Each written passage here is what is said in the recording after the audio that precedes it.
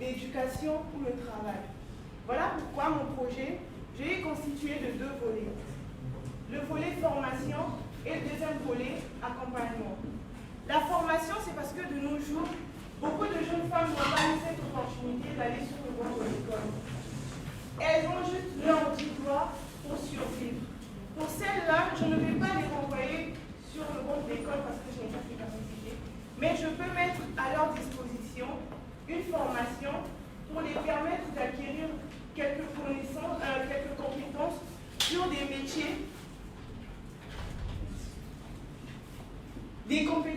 métiers, qui jusqu'alors ont été perçus comme étant des métiers uniquement pour hommes, par exemple la mécanique, la soudure, la maçonnerie. Et pour ces jeunes femmes, j'ai mis l'accompagnement parce qu'elles sont souvent en manque de soutien. Il ne suffit pas de les former et de s'arrêter là, non.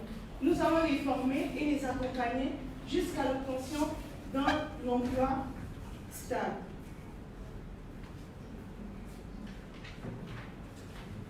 Zone d'intervention. Nous avons choisi Dakar comme zone d'intervention parce que les statistiques nous ont démontré que c'est sur Dakar qu'il y a un taux de chômage des femmes plus élevé. Voilà pourquoi j'ai choisi de réaliser mon projet sur Dakar.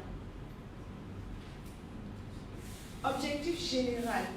Mon objectif général, au fait, c'est venir pour dire aux femmes qu'il n'y a pas de limite, qu'on ne doit plus continuer à se limiter. Aujourd'hui, nous parlons de l'égalité des sexes. L'égalité des sexes ne signifie pas aller sur des combats ou se battre avec des hommes. Non, l'égalité des sexes, c'est pratiquer aussi des métiers pour hommes, contribuer dans le foyer et avoir son mot à dire dans la communauté.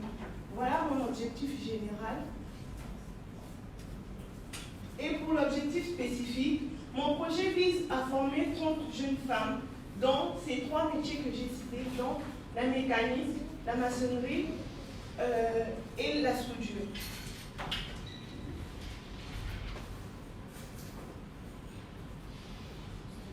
Slide.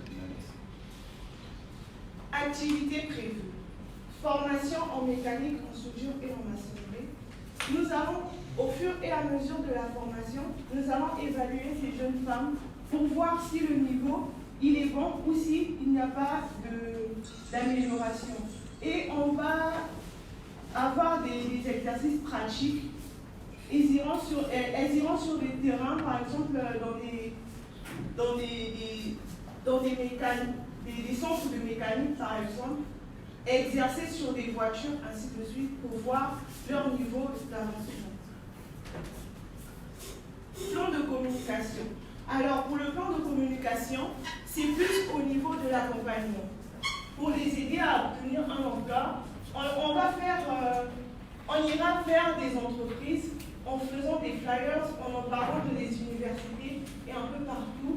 Et nous avons eu l'opportunité de rencontrer Parole aux Jeunes qui tient une radio, le 102.3 Vibes Radio, qui nous permettra de communiquer à travers tout le Sénégal pour avoir des opportunités, pour avoir un champ plus large des opportunités dans les entreprises, par exemple, qui ont besoin de main-d'œuvre.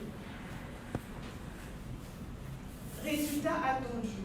Alors, mes attentes, pour moi, personnellement, mon attente, c'est à la fin de l'année du mandat que mon projet, les 25 femmes que j'ai visées à former et à accompagner, que toutes aient à la fin un emploi. Les partenaires, le comité Miss Congo Diaspora pour la réalisation du projet, Parole aux Jeunes pour la communication et les écoles de mécanique et de futur dont on rentrera en contact pour la formation des jeunes femmes. Impact socio-économique. Par rapport aux statistiques, mon projet viendra pour améliorer les statistiques du Sénégal en diminuant le taux de chômage des femmes au Sénégal. En conclusion, ce projet visant l'autonomisation économique des femmes permettra à ces femmes d'avoir leur mot, non seulement leur mot à dire dans la communauté, mais pouvoir subvenir à leurs besoins, pouvoir prendre soin d'elles-mêmes et que leur statut social soit respecté. respecter et aussi leurs droits. Je suis arrivée au terme de la présentation de mon projet. Je suis disposée à répondre à toutes vos questions et à recevoir vos remarques. Merci pour votre attention.